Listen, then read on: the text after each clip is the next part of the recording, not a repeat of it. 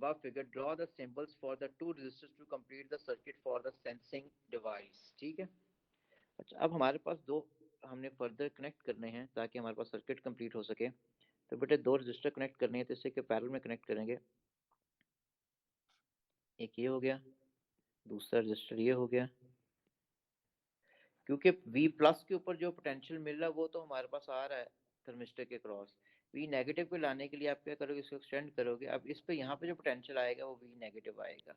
यानी V negative की अगर वैल्यू देखूं तो बेटा वो ये वाली आनी है इसके क्रॉस, क्योंकि अर्थ के रेफरेंस में मैंने कहा था।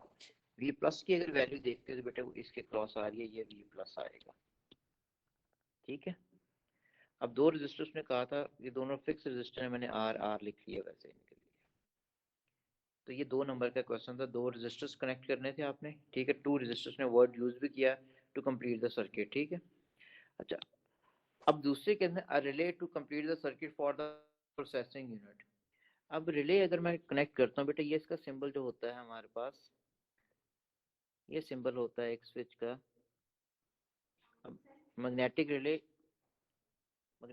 अगर कनेक्ट करना है, हाँ बैठ जाओ, मैग्नेटिक रिले कनेक्ट करना है आपने, तो बेटे ये सिंबल होता है रिले कॉइल का। ठीक है, रिले कॉइल का ये सिंबल है। ठीक हो गया, ये रिले कॉइल का सिंबल हो गया ये।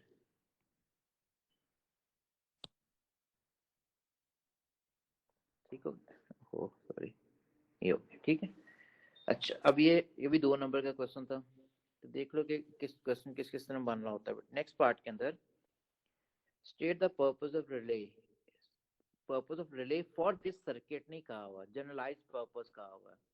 बेटे इसका ये काम होता है कि जब इसमें करंट पास करता है ना इस कॉइल में, तो ये मैग्नेट बन जाती है। जब मैग्नेट बन जाएगी तो इस हाई करंट सर्किट को वो क्या करेगी, क्लोज कर देगी, जिसकी वजह से ये चलना शुरू हो जाएगा। और मेनली ये काम ये होता भी यही है कि ये लो करंट सर्किट से हाई करंट सर्किट को स्विच ऑन करने के लिए यूज होता है रिमोटली। क्योंकि आपस में देखो इन दोनों के में कोई फिजिकल कनेक्शन नहीं है, एक मैग्नेट बनती है तो स्विच हो जाता है। ठीक है, तो हमारे पास रिले का पर्पज ये होता है, it uses low current to switch on a high current circuit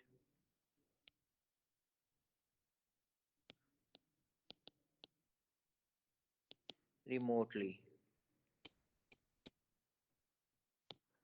to switch on a high current circuit remotely। ठीक हो गया। अच्छा, उसके बाद अब मुझे थोड़ा सा ना इसकी डायमेंशन चेंज करनी पड़नी है क्योंकि पूरा क्वेश्चन नहीं आ रहा। ओके, ठीक हो गया बेटे। फिर वो कह रहा है just why the diode is connected to the output of op amp in the direction shown. Why the diode, ये देखो बेटे, ये डायोड देखो जब आउटपुट पॉजिटिव आएगी, यहाँ नेगेटिव होगा, तो ये रिवर्स बायस को कंडक्ट ही नहीं करेगा। ठीक है, और जब हमारे पास इसकी आउटपुट यहाँ से नेगेटिव हो जाएगी, इसका मतलब है जो आउट पी एन टाइप को नेगेटिव हाफ साइकिल मिले तो डायोड फॉरवर्ड बाइस होगा, फॉरवर्ड बाइस को कंडक्ट करेगा। जब कंडक्ट करेगा तो ये कॉइल मैग्नेटाइज होगी, मैग्नेटाइज होगी तो ये हमारे पास स्विच क्लोज होगा। ठीक है ना। तो हमारे पास जस्ट के साथ उसने पूछा हुआ क्वेश्चन 2 नंबर का है, तो हमारे पास लिखेंगे diode conducts only when output of an op amp is negative। ठीक है, to magnetize the coil so that high current circuit can be switched on। ठीक है ना, जब आउटपुट नेगेटिव आएगा तो डायोड कंडक्ट करेगा, डायोड कंडक्ट करेगा तो हमारे पास फर्दर करंट पास करेगा, जिसकी वजह से कॉइल मैग्नेटाइज होगी और स्विच क्या क्लोज होगा बेटे। क्लियर यहाँ तक? अच्छा इतना ही था। यानी देख लो बात का सर्किट कंप्लीट करने के लिए पूछता है, फिर फंक्शन पूछ रहा होता है, इससे रीजन के साथ क्वेश्चन बन रहा होता है बेटे बात का इसके अंदर। ठीक है, so I am moving to next one.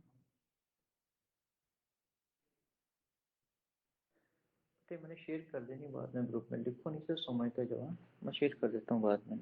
Okay बेटे नेक्स्ट क्वेश्चन नाउ, जून 12 का ही है,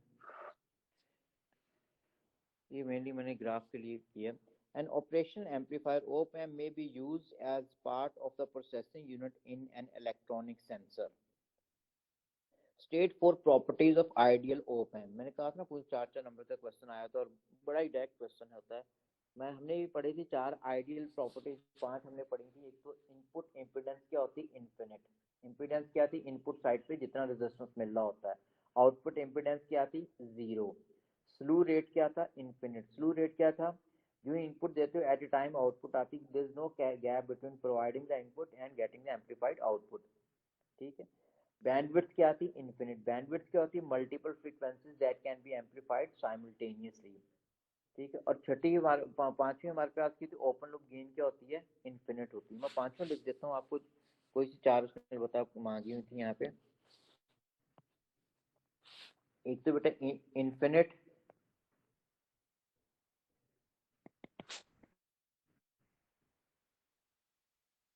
इनपुट इम्पीडेंस, ठीक है। 0 output impedance, infinite bandwidth, infinite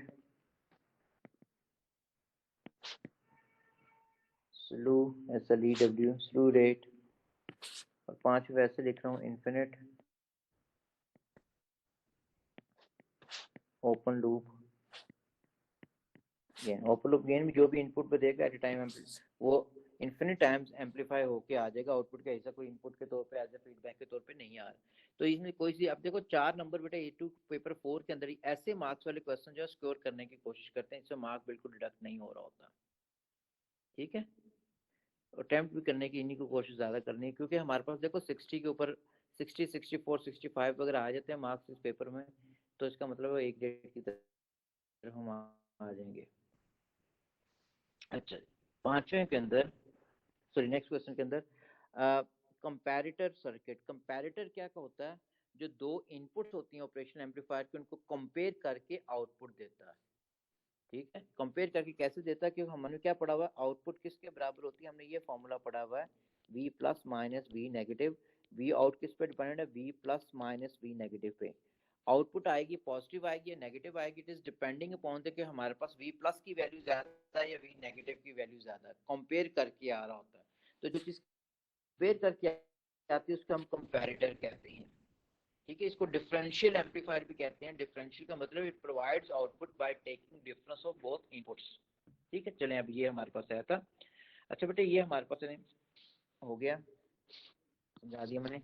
अच्छा अब हमारे पास क्वेश्चन के अंदर क्या पूछ रहे हैं हमसे कि the variation time T of the out V in is shown this one. अब हमारे पास जिससे मैंने अभी बताया कि V आउट जो होगा this is equal to A not V plus minus V negative. अब A नॉट की वैल्यू क्या, 10 टू रेज पर 5 होती है for DC voltages. V plus किसके साथ कनेक्ट है, ये तो अर्थ के साथ कनेक्ट है, तो V प्लस का पोटेंशियल क्या हो जाएगा, वो तो 0 हो जाएगा, 0। V नेगेटिव पे कौन सा पोटेंशियल है, V इन वाला। ठीक है, तो V नेगेटिव पे कौन सा पोटेंशियल हम लिखेंगे, दिस इज V इन हो जाएगा, V इन हो गया बेटे। तो फॉर्मूला क्या रह गया, -10 टू रेज पर 5 टाइम्स V इन, ये फॉर्मूला बन गया, रह गया जो फर्दर हमारे पास। ठीक है। अच्छा अब यहाँ पे नीचे ग्राफ पे देखो, the variation time T of the output is shown in figure 9.2। जब डायरेक्ट थोड़ा सा भी कर सकते हैं इसको। बेटे हमने ये पढ़ा कि output voltage can never exceed the supply voltage, ठीक है। अब मैं सपोज यहाँ पे वी इन की वैल्यू लिखता हूँ, सॉरी वी इन हो जाएगी, यहाँ पे मैं वी आउट लिखता हूँ, और यहाँ मैं लिखता हूँ सैचुरेशन तो नहीं हो रही। अच्छा, वी इन की वैल्यू, पहली वैल्यू क्या आ रही है, 0 आ रही है ना। अगर 0 आ रही है, अगर मैं यहाँ पे बेटे 0 लिखता हूँ, यहाँ पे 0 लिखूँ तो आउटपुट क्या हो जाएगा, वो भी, अगर यहाँ पे तो मैं 0 लिख, यहाँ पे 0 लिखूँ आउटपुट भी क्या हो जाएगा 0। सैचुरेशन तो नहीं हुई ना, क्योंकि output voltage less than supply voltage है। अब इसकी वैल्यू 0 से ऊपर चाहे 1 लिख लूँ चाहे 2 लिख लूँ, जितनी मर्जी इस वाले रीजन में वैल्यू लिख लूँ, जो मर्जी वैल्यू हो, जब बेटे जब इस वैल्यू से मल्टीप्लाई होगी तो वो बहुत बड़ी वैल्यू बन जाएगी। अगर बहुत बड़ी वैल्यू बन जाएगी इसका मतलब वो तो सप्लाई वोल्टेज से ज्यादा होगी। अगर सप्लाई वोल्टेज से ज्यादा हो तो क्या होती है, सैचुरेट हो जाता है। अब आंसर पे क्या होना चाहिए, सप्लाई वोल्टेज के बराबर होना चाहिए, ठीक है ना। अब मैं यहाँ पे वी इन की वैल्यू लिख रहा हूँ, वी इन ग्रेटर देन 0, जो मर्जी 1 2 जो मर्जी लिख लो, ठीक है। तो इसका मतलब सैचुरेशन हो गई है। सैचुरेशन में आउटपुट वोल्टेज सप्लाई वोल्टेज के बराबर होता है, और हमारे पास उसका साइन भी जो हम लिखते हैं, सप्लाई वोल्टेज, अब आउटपुट किस में आ रही, नेगेटिव में आ रही, तो इसमें हम लिखेंगे नेगेटिव सप्लाई वोल्टेज -5, ठीक है। उसके बाद बेटा तीसरे पे हम आते हैं, जब ये वाली साइड जितनी भी हम नेगेटिव में लेके जा रहे हैं, चाहे -1 है चाहे -2 है चाहे -3 है। अब इसका मतलब मैं तीसरे अगर लिखूं यहाँ पे, तो इसका मैं लिख सकता हूँ फिर, अगर वी इनकी value less than 0, less than 0 का मतलब नेगेटिव ही होगी ना बेटे। नेगेटिव में -1 है, नेगेटिव जो मर्जी, यहाँ नेगेटिव में 1 2 जो मर्जी लिखो, जब इस वैल्यू से मल्टीप्लाई होगी तो एक तो आंसर पॉजिटिव में आ जाएगा, और हमारे पास दूसरा क्या होगा, बहुत बड़ी वैल्यू आएगी, सो इसमें यहाँ पे भी सैचुरेशन हो जाएंगे, यहाँ पे भी सैचुरेशन होगा। सैचुरेशन तो आंसर किस में आ जाएगा, +5, ठीक है। अच्छा, अब इसका ग्राफ फिर हमारे पास क्या बनेगा, ग्राफ के लिए बेटा इसका मतलब हमारे पास जब पॉजिटिव आ रहा था तो आंसर -5 आ रहा था। -5 क्यों बनता, 4.2 4.4 4.4 4.6 8, ये कहीं यहाँ पे बनेगा बेटे। इन जगहों पे जाके चीज चाहिए, इसका मतलब यहाँ तक तो हमारे पास ये चीज बन रही है, ये -5 बन रही है। जब पॉजिटिव है तो नेगेटिव में आ रही है वैल्यू, ठीक है। उसके बाद जब, सॉरी,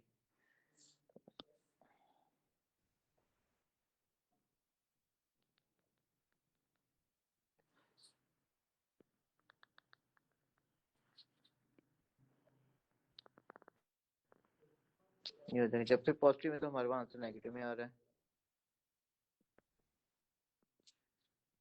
सर ये टाइम कैसे डिटरमिन किया कि कौन से टाइम पे ये हुआ है? बेटे स्लू रेट क्या होता है, इन्फिनिट होता है ना। जो ही इनपुट आएगी एट टाइम आउटपुट चेंज होती है, इसका ये तो मतलब उसी टाइम पे आउटपुट चेंज होनी, जो इनपुट ये होगी एट टाइम उस टाइम उसी टाइम पे चेंज हो जानी है, ठीक है। तो स्लू रेट का मतलब ही ये था, output changes instantaneously as input changes, तो जिस टाइम पे जो इनपुट आ रही होगी एट ए टाइम उसके मुताबिक आपने आउटपुट बना देनी है, ठीक है, उसी टाइम पे।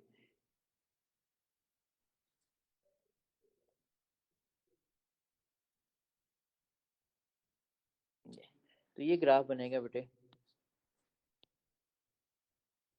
ये थोड़ी स्क्वायर वेव बन रही है, ठीक है ना। 5 और -5 वैल्यू आ रही है, ये दिस इज 5 और दिस इज -5, बात क्लियर होगी। इससे बेटा किसी को कन्फ्यूजन तो पूछो, कि ग्राफ का क्वेश्चन थोड़ा सा बेहतर होता है, इसलिए फोकस बेसिस पे किया है। और देखो इसी इसी मेथड को थोड़ा सा ऑप्ट करने की कोशिश कीजिएगा माइंड के अंदर, या वैसे अगर आपकी कैपेबिलिटी है जैसे भी, ठीक है। और मैक्सिमम चांसेस, मैंने ये भी कहा था कि 99% चांसेस वाले क्वेश्चन होते हैं जो सैचुरेशन के थ्रू 3 नंबर का ग्राफ आया हुआ है, और ग्राफ नॉर्मली हमें हर पेपर में मिल रहा होता है, ठीक है। अच्छा नेक्स्ट पे आ जाओ फिर। सर ये ग्राफ का फिर से समझा देंगे?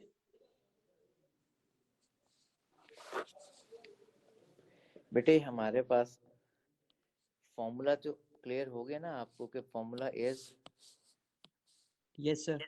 We out is equal to -10⁵ V in. अगर वी इन की वैल्यू यहाँ पे आप देखते हो तो क्या हो रही है, इन जगहों पे आ रही है 0 हर जगह।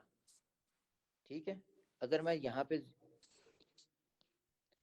यहाँ पे मैं 0 वैल्यू पुट करता हूँ तो मेरे पास यहाँ 0, यार सॉरी मेरा हाथ लग जाता है इसको। जब यहाँ मैं 0 वैल्यू पुट करता हूँ तो मेरे पास वी आउट की वैल्यू भी क्या हो जाएगी, दिस विल आल्सो बी 0 ना, any number multiply by 0 remain 0।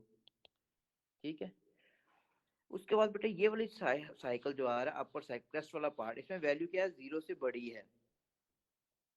ठीक है, चाहे 1 है, 0.1 है, 0.2 है, 0.4 है, जो भी है, अगर वैल्यू 0 से बड़ी इनपुट पुट करते हो तो आंसर क्या आएगा, बहुत बड़ी जो भी वैल्यू है, चाहे नेगेटिव, चाहे 0.2 ही है या 0.4 ही है, 0.4 जब इस नंबर से मल्टीप्लाई होगा तो हमारे पास बहुत बड़ी वैल्यू आएगी विच is greater then is supply voltage.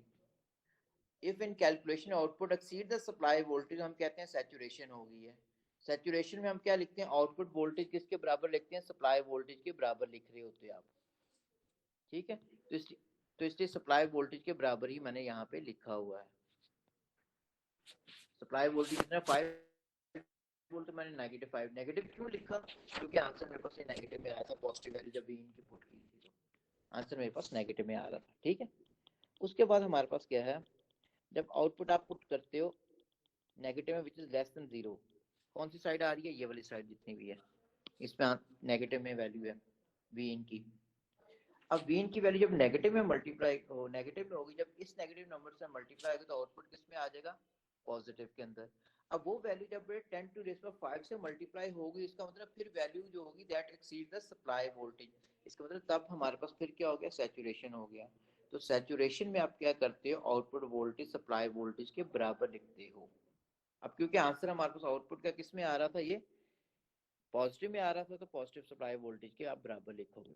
अच्छा, इसका मतलब ये हो गया 0 पे तो वैल्यू 0, इसलिए 0 पे हमारे पास क्या स्टेट चेंज होती है, आपको दिखाई दे, देखो 0 का स्टेट, 0 पे स्टेट चेंज होगी, पॉजिटिव से नेगेटिव जा रहा है, ये देखो 0 पे 0 ही आंसर पुट कर रहा हूँ मैं। जब वैल्यू ग्रेटर देन 1 है, जब ग्रेटर देन 0 ये वैल्यू आ रही है तो आउटपुट क्या आ रही है, स्टैटिक आ रही है, कांस्टेंट आ रही है विच इज -5, तो मैंने -5 यहाँ पुट कर दी। यहाँ भी ग्रेटर देन 1 थी, मैंने -5 पुट कर दी। यहाँ भी ग्रेटर देन 1 थी, मैंने -5 पुट कर दी। ठीक है, उसके बाद हमारे पास क्या आ रही है, जब हमारे पास आउटपुट जो है this is less than 0, less than 0 का मतलब ये वाली चीज आ गई ना, ये वाली, तो हमारे पास आंसर किस में आ रहा है, पॉजिटिव +5 में, तो +5 मैंने ये वाली वैल्यू लिख दी।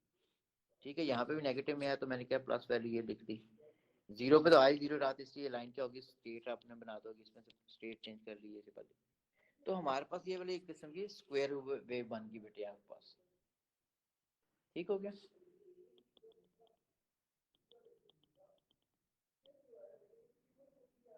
जी सर। ओके। अब नेक्स्ट क्वेश्चन पे फिर बेटे हमारे पास नेक्स्ट में the output V out is to be displayed using two LEDs. A diode emitting red light is to indicate when the output is positive, and diode emitting green light is to be used to indicate the output is negative. Complete figure 9.3 to show the very connections of the two LEDs to the output of the op amp. ठीक है, अच्छा output of op amp, दो LEDs लगानी है बेटे, ये लगाई हमारे पास, ये रजिस्टर लगाना तो लगा दो। रजिस्टर हम क्यों लगाते थे, क्योंकि आउटपुट ऑपरेशनल एम्पलीफायर की कितनी होती है, वो 25 मिली एम्पियर होती है। ठीक है, और हमारे पास एलईडी का ऑपरेटिंग वोल्टेज कितना होता है, वो 20 मिली एम्पियर होता है। तो हम एक रजिस्टर लगाते हैं ताकि हमारे पास करंट लिमिट हो जाए from 25 milliampere to 20 milliampere. ये हमारे पास लाइट इमिट कर रही है, ये सेक्शन लाइट इमिट कर रही है। अब पर्टिकुलर उसको देखना, उसने लिखा क्या हुआ है, टू एलईडीज ने कहा diode emitting red light to indicate when the output is positive. बेटे आउटपुट जब पॉजिटिव आ रही है इसका मतलब है ये रेड लाइट, ये रेड होगी, तो ये हमारे पास क्या चलेगी। ठीक है, और फिर उसने कहा हुआ and the diode emitting green light when output is negative, इसका मतलब जब आउटपुट नेगेटिव में आती है तो ये ग्रीन लाइट जो होगी ये ऑन हो जाएगी।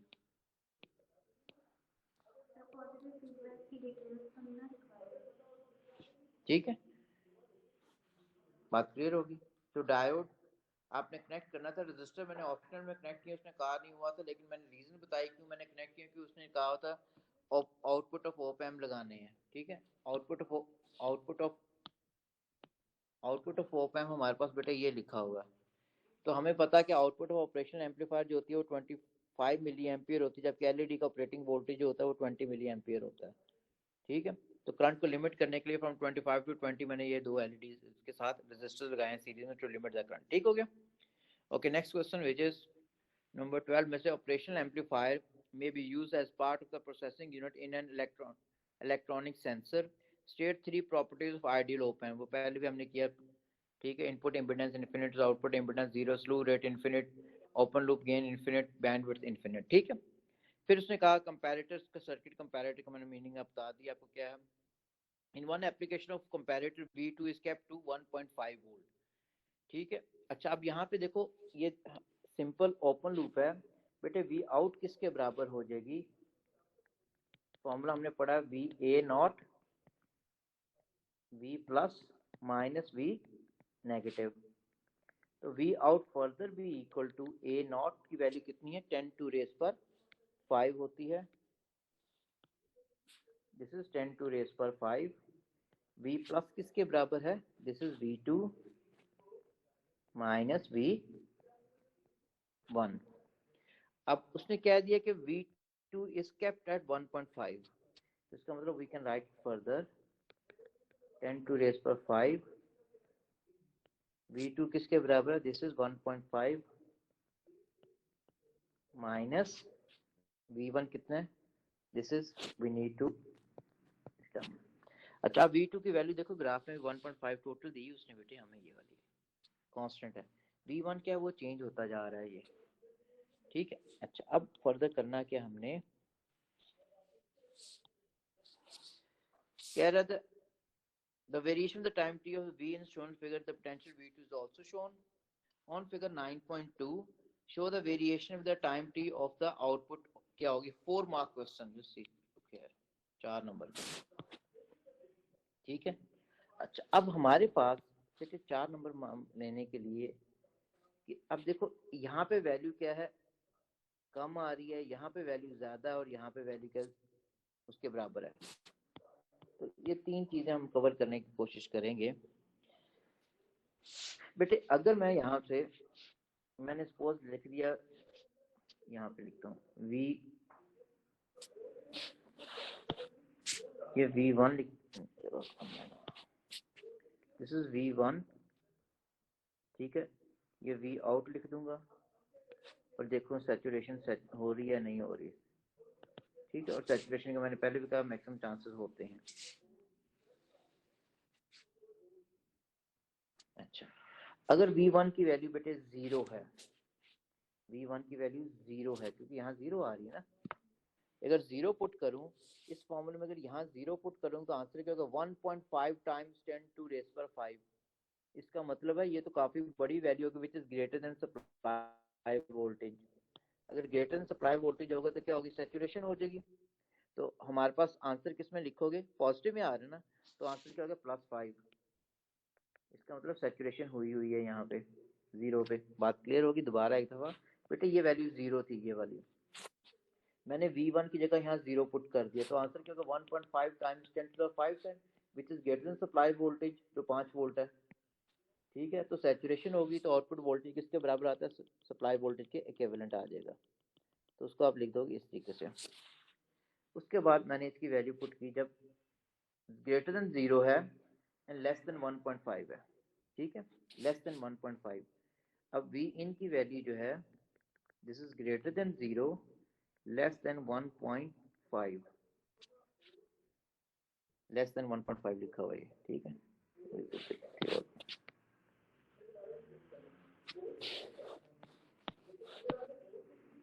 ये V इन जो है दिस इज ग्रेट, V इन जो है this is greater then 0 and less than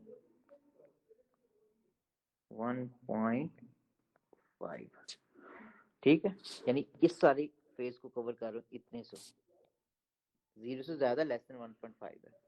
अच्छा अब बेटे लेस देन 1.5 है, ग्रेटर देन 0 है, तो जो मर्जी यहाँ पे वैल्यू पुट कर दोगे वो 1.5 से माइनस होनी है ना, ठीक है, माइनस होनी, तो आंसर फिर क्या आनी है हमारे पास, पॉजिटिव ही आना, विच is greater than supply voltage, फिर क्या होनी, सैचुरेशन ही होनी है। तो इसका मतलब है इसका आंसर जो हमारे पास आ जाएगा बेटे यही रहना कि सैचुरेशन हो रही है इसमें भी। अगर 1.5 वैल्यू पुट करता हूँ तो आंसर क्या होगा, यहाँ 1.5 वैल्यू पुट करो, आंसर क्या हो जाएगा 0। इसे इसका मतलब हमारे पास इसका आंसर क्या हो जाएगा, दिस इज 0, कोई सैचुरेशन नहीं हो रही, ठीक है। अच्छा अब इसका आंसर अगर 1.5 से ज्यादा पुट करता हूँ, अगर V इन की वैल्यू ग्रेटर देन 1.5 है, ग्रेटर देन 1.5 वैल्यू पुट करते हैं तो जो मर्जी बेटे यहाँ पे वैल्यू पुट करोगे, तो इसका मतलब जब इस नंबर से मल्टीप्लाई आएगी, नेगेटिव में आंसर आ रहा होगा, काफी बड़ा आ रहा होगा, विच is greater than supply voltage, तो जिसमें हम कहेंगे नेगेटिव सैचुरेशन होगी है, ठीक है। तो नेगेटिव सैचुरेशन होगी तो आंसर क्या लिखेंगे, -5, क्योंकि यहाँ सैचुरेशन हो रही है। ठीक हो गया, यहाँ तक क्लियर हो गया, मैंने ये भी क्लियर किया, मैंने फिर इसको कवर किया, फिर इसको कवर किया, फिर इसको कवर कर दिया। अब मैंने सिर्फ नेगेटिव को कवर कर देता हूँ। नेगेटिव को कवर करने का मतलब हमारे पास, मैं ये लिख देता हूँ, V इन की वैल्यू लेस देन 0 है, 0 से कम बेटे नेगेटिव ही होती है ना ये वाली, ठीक है। अगर लेस देन 0 है बेटे, यहाँ माइनस में पुट करूँ, जो मर्जी वैल्यू पुट कर दूं, जब इस नेगेटिव साइन से मल्टीप्लाई होगा, नेगेटिव टाइम्स नेगेटिव पॉजिटिव होता है, ठीक है। इसके नंबर 1.5 ऐड अप हो जाएगा, इसका मतलब आंसर क्या आ रहा है, बहुत बड़ा आ रहा होगा, विच is greater than supply voltage, फिर क्या हो जाएगी, सैचुरेशन हो जाएगी। इसका फिर सैचुरेशन अगर हो जाएगी तो आंसर हमारे पास क्या लिख देंगे हम, +5 ही, सैचुरेशन बिल्कुल हो रही है। यहाँ तक बात क्लियर होगी ना। अब इसी को हमने प्लॉट करना है बेटे यहाँ पे। अब प्लॉट करने के लिए अब 0 पे वैल्यू कितनी आ रही थी, 5 वोल्ट, 5 वोल्ट की बन रहा है, 4.2 यहाँ पे 5 वोल्ट बन रहा है, ठीक है। और हमारे पास ये 5 वोल्ट रहना है अप टू 1.5 तक, इसका मतलब यहाँ तक ये चीज बननी है, ठीक है। उसके बाद हमारे पास क्या, 1.5 पे तो 0 होगी, बिल्कुल 0 होगी। उसके बाद V की वैल्यू हमारे पास ग्रेटर देन 1.5 पे क्या आ रहा है, नेगेटिव आंसर, इसका मतलब यहाँ से लेके यहाँ तक आंसर क्या आ रहा है, नेगेटिव के अंदर, -5, -5 का मतलब यही हमारे पास सीधी नीचे आ रही होगी।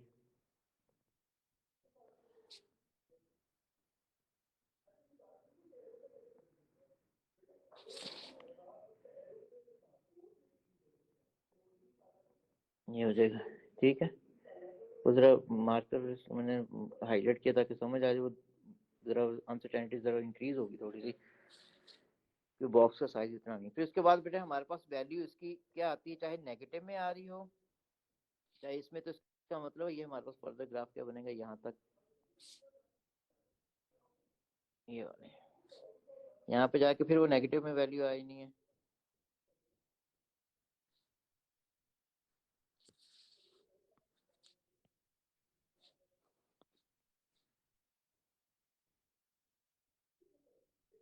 यहाँ तक,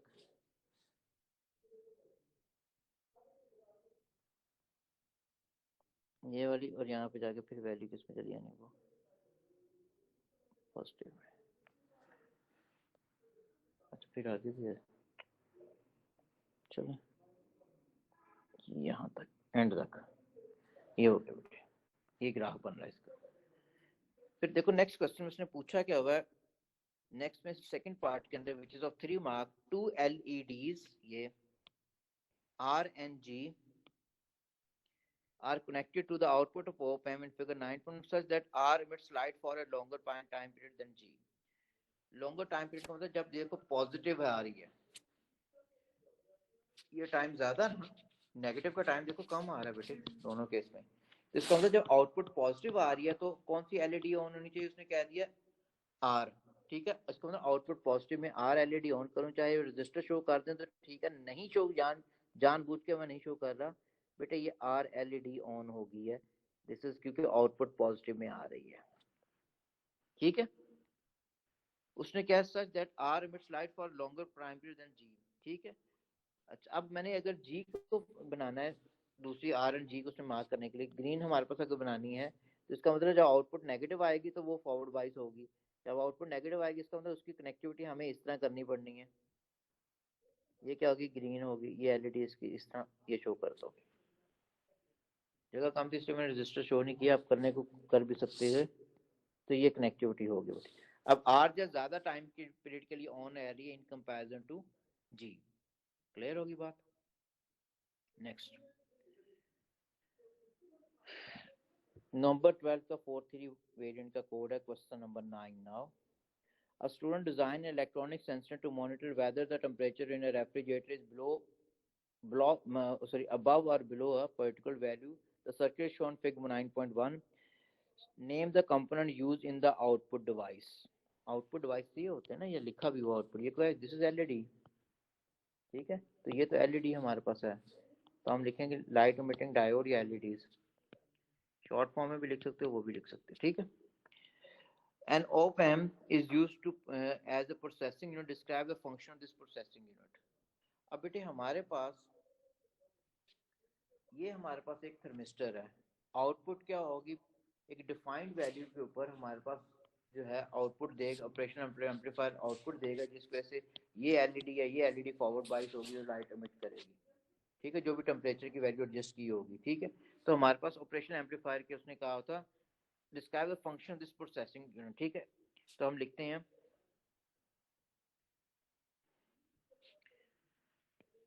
it provides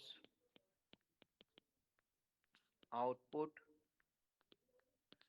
by taking difference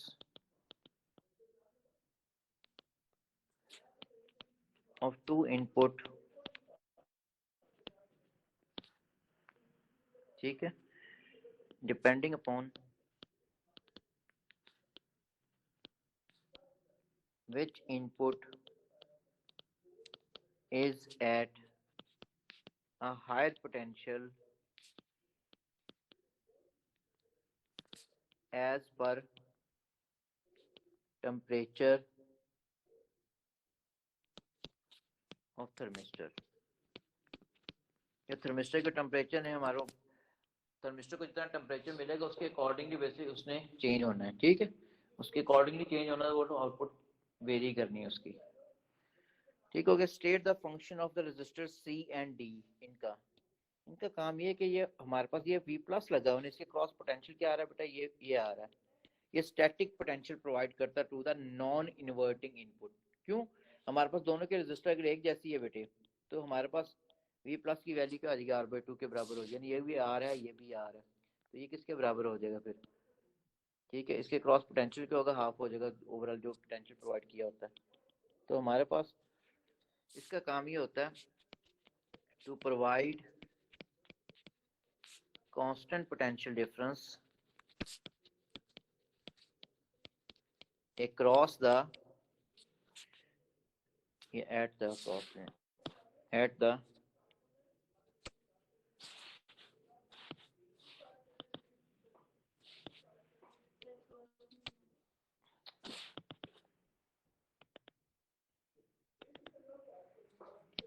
at the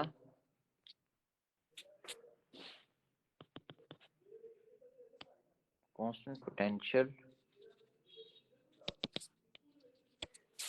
at the non-inverting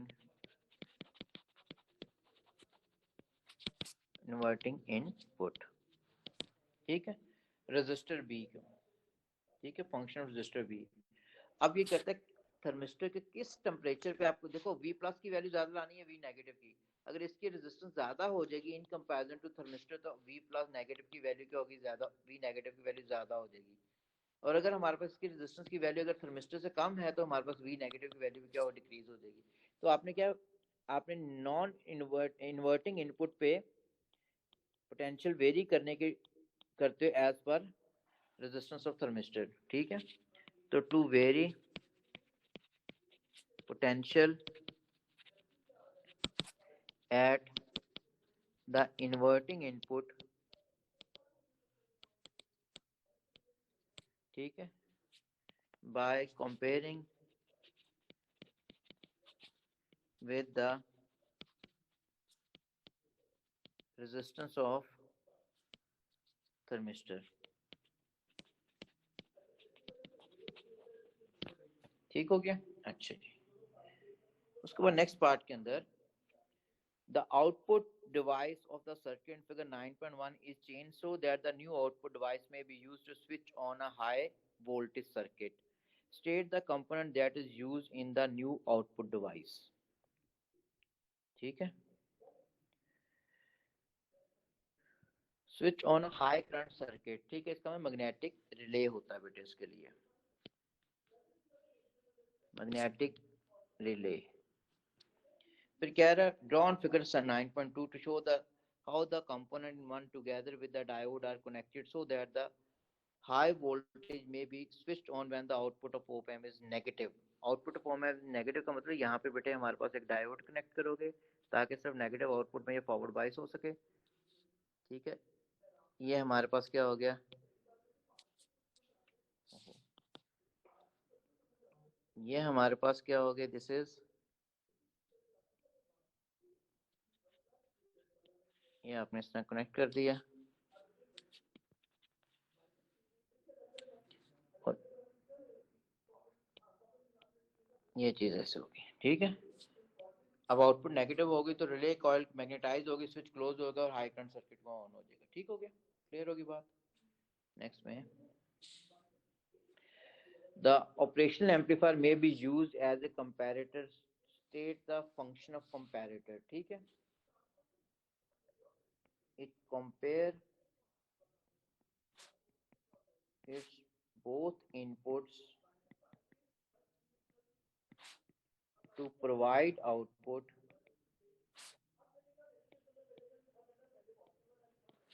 depending upon which input is at high potential। ठीक है, नॉन इन्वर्टिंग या इन्वर्टिंग। ठीक है, सी पार्ट के अंदर the variation of the time with the temperature of the resistance R of the thermistor is shown in figure 9.1। the thermistor is connected to the circuit shown in figure 9.2। ठीक है, अच्छा ये हो गया। ठीक है, the op amp may be considered to be ideal। the temperature of the thermistor is 10 degree Celsius. बेटे 10 degree Celsius अगर यहाँ पे देख 10 डिग्री सेल्सियस यहाँ पे अगर आप देखते हो 10 डिग्री सेल्सियस ये है, इस पे हमारे पास अगर देखते हैं रेजिस्टेंस कितना आ रहा है, दिस इज 2.5 आ रहा है ना, दिस इज 2.5 किलो ओम आ रहा है। ठीक है, अच्छा determine the resistance of variable resistor such that the output V out is 0। अच्छा अब फॉर्मूला मैं देखूं बेटे, वी आउट का फॉर्मूला जो होता है V out equals to A not V plus minus V negative. V out उसने कह दिया 0 होगा, अगर उस वक्त 0 होगा वी प्लस क्या होगा, वी नेगेटिव के बराबर होगा। बात क्लियर होगी ना, वी प्लस वी नेगेटिव के बराबर होगा तो आउटपुट की वैल्यू क्या होगी, 0 होगी। अब एक्स को उसने मांगा हुआ हमसे। ठीक है, अच्छा अब मैं अगर इसको देखूं एक्स को, ठीक है, इसकी वैल्यू हमें आ चुकी है 2.5 किलो ओम है, तो उसका आंसर हमारे पास क्या आएगा, वो भी 2.5 ही में लगता है। ठीक, चलिए बेटे वी प्लस की अगर मैंने वैल्यू देखनी है तो क्या होगा, given resistance 2.0 over total resistance इस दोनों का 4 हो जाएगा ना, मैं डायरेक्ट लिख रहा हूँ 4.0 time input EM of the source कितनी है 5 इक्वल्स टू वी नेगेटिव किसके बराबर होगा, गिवन रेजिस्टेंस क्या है 2.5 किलो के अंदर over resistance of x plus 2.5 times input EM of the source which is 5। तो इसको आप सॉल्व करते तो आंसर मोस्ट प्रोबेबली बनेगा 2.5 ही। हाँ 2.5 ही बनेगा। ठीक है, हाँ जी 2.5 ओम। बात क्लियर होगी, इसको आर एक्स फर्दर सब्जेक्ट बनाना आपने, क्योंकि ये तो कैंसिल आउट हो गया ना, ये कैंसिल आउट हो जाएगा बेटे 5 तो तो ये 1/2 रह जाएगा, 1/2 को इससे मल्टीप्लाई करूंगा तो 5 बनता है। चलो ये 1/2 equals to 2.5 over R x plus 2.5, तो क्या हो जाएगा हमारे पास 5 हो गया is equal to R x plus 2.5, तो 2.5 किलो ओम आंसर आ जाएगा इसका। ठीक हो गया। अच्छा, फिर नेक्स्ट पार्ट के अंदर the resistance of resistor X is now held constant at the value in, इसकी वैल्यू 2.5 कांस्टेंट है। ठीक है। Describe the change in the output और as the temperature thermistor change from 5 to 25 20, 4 number का question है अभी। अच्छा, अब देखो 5 के ऊपर 5 से 25, अब 10 से पहले पहले इसका ये हमारे पास वैल्यू क्या है, रेजिस्टेंस ज्यादा है। अगर रेजिस्टेंस ज्यादा होगा तो इसका मतलब वी नेगेटिव की वैल्यू क्या हो जाएगी, कम हो जाएगी। वी नेगेटिव वैल्यू कम होने का V negative value V plus से कम होगी, वी प्लस से कम अगर होगी तो आउटपुट किस में आ जाएगी हमारे पास, वो पॉजिटिव में आ जाएगी। ये चीज बतानी है हमने। ठीक है। और उसके बाद जब ये वाला रीजन आता है तो इस पे तो वैल्यू वैसे ही जीरो होगी ना, उसने जो ऊपर हुआ होता है। जब वैल्यू इससे कम आती है, डिक्रीज करती जा रही है, अगर डिक्रीज करती जाएगी तो इसका मतलब ये है कि हमारे पास इसकी वी नेगेटिव की वैल्यू इंक्रीज होती जाएगी। जब वी नेगेटिव वैल्यू इंक्रीज होती है आउटपुट किस में आनी शुरू होगी, नेगेटिव में आनी शुरू हो जाएगी। ये तो पर्टिकुलरली आपने ये चीज बतानी है सारी अकॉर्डिंग टू टेम्परेचर चेंजेस। ठीक है। अब थोड़ा सा देखो लिखना किस तरह इसको आपने।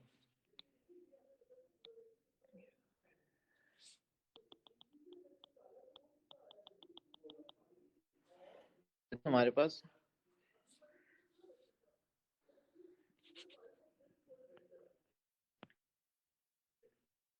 लेस देन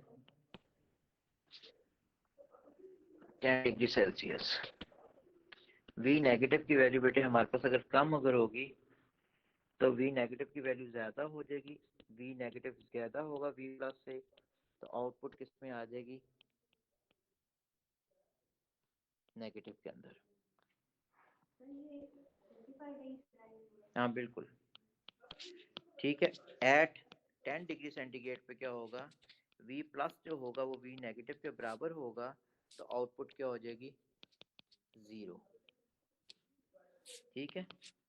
हमारे पास एक मिनट गलत हो गया,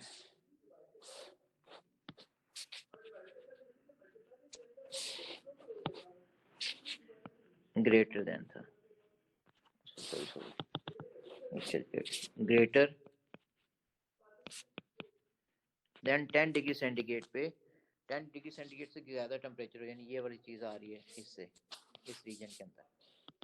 ठीक है। अब हमारे पास है रेजिस्टेंस थर्मिस्टर का डिक्रीज कर चुका है, रेजिस्टेंस थर्मिस्टर का आर टी की वैल्यू रेजिस्टेंस थर्मिस्टर का डिक्रीज कर चुका है। डिक्रीज करने से हमारे पास वी नेगेटिव की वैल्यू बेटे क्या होना शुरू हो जाएगी, इंक्रीज, एक मिनट गलत हुआ, लेस देन टेम्परेचर में रेजिस्टेंस ज्यादा था तो इसकी वैल्यू कम थी बेटे, एक मिनट गलत हुआ, ये गलत किया हुआ है, ये भी गलत किया हुआ है। ओके, वी नेगेटिव की वैल्यू क्या होगी इसके अंदर, सॉरी वी नेगेटिव की वैल्यू बेटे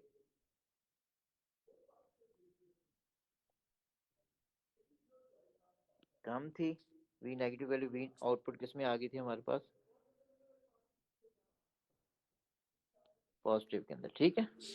फिर यहाँ पे वी नेगेटिव की वैल्यू बेटे क्या होगी, इंक्रीज करके कंपेयर किया तो V negative is now greater than V positive, जिसके से वी आउट किस में आ गई, दिस इज इन नेगेटिव।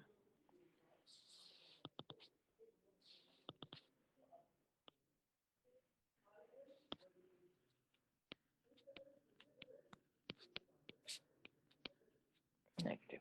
ठीक हो गया, यहाँ तक कोई कंफ्यूजन बेटे। इसके मैंने आपको पहले अगर ग्रुप देखते हो, ग्रुप के अंदर मैंने क्वेश्चंस भी भेजे हुए हैं ऑलरेडी, ये भी इसको भेजूं, मैंने ग्रुप के अंदर आपको क्वेश्चंस भेजे भी हुए इसके ऑलरेडी।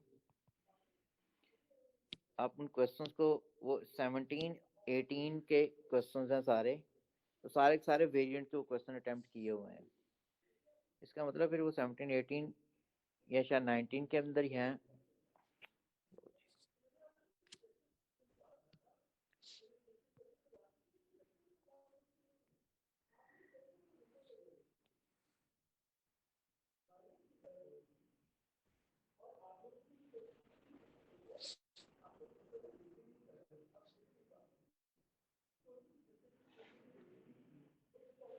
ये होता है, ठीक है। चलो अभी हैं 8 मिनट बेटे। अब वो नेक्स्ट टॉपिक जो हम कर रहे थे कम्युनिकेशन, उसी पे आते हैं।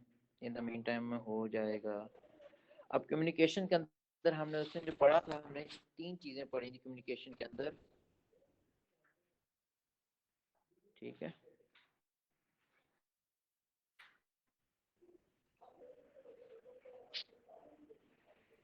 सर तो आप बेटे ये तो पेपर जी के नोट्स भी शेयर कर देंगे जो जी आपने बनाए? किसके पेपर 5 के जो आपने सॉल्व करके जो नोट्स। कम्युनिकेशन कम्युनिकेशन के नहीं सर अच्छा आपने अच्छा एक बेटे, ये इलेक्ट्रॉनिक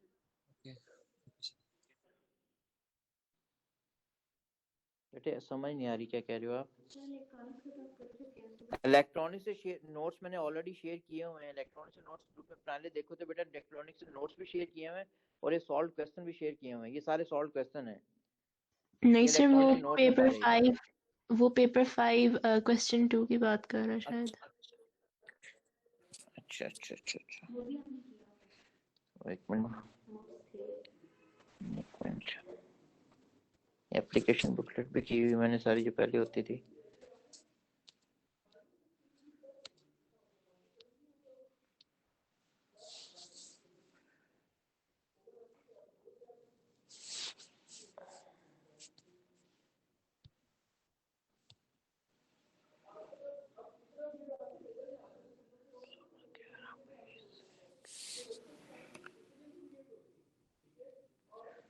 बेटा कर दी, ये भी आ रही, ठीक है।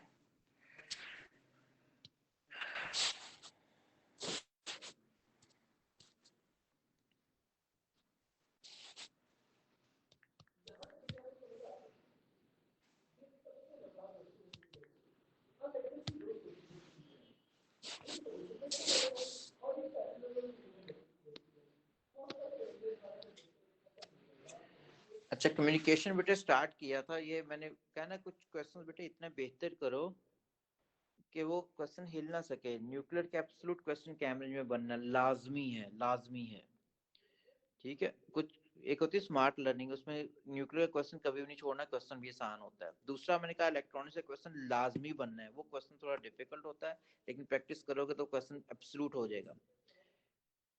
कम्युनिकेशन का लाजमी क्वेश्चन है सर क्वांटम। जी जी, न्यूक्लियर की शीट कब करवाएंगे आप? न्यूक्लियर शीट बेटे मैंने आंसर्स भेजे हैं, आप करो। जो कंफ्यूजन होगी वो पूछनी थी मैंने, आप लोगों ने पूछी नहीं। I move to next one. Okay sir. मैंने कहा तो आया था बेटे कि उसमें इलेक्ट्रॉनिक से आंसर नहीं भेजे, इसलिए मैंने करवा दी। उसके आंसर सारे मैंने भेजे हुए हैं आपको।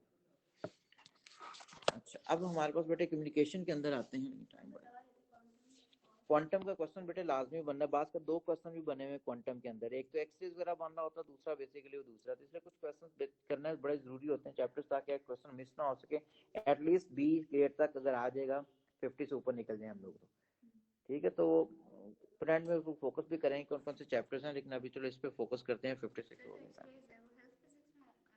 आंसर निकल चुकी वो क्वांटम क्वांटम का हिसाब, क्वांटम का, ठीक है। लो बेटे हमने स्टार्ट किया था, ये टाइम बड़ा ही कम रह गया, तो बेटे कल ही होना फिर। ये मैंने मॉड्यूलेशन तक करवा दिया और मैंने एफएम और एएम मॉड्यूलेशन आपको करवानी फर्दर, ठीक है। चलिए नेक्स्ट क्लास में बेटे मैं करवा सकूंगा, अभी टाइम बड़ा कम रह गया। मीट यू इंशाल्लाह टुमारो, ठीक है। टेक केयर, अल्लाह हाफिज।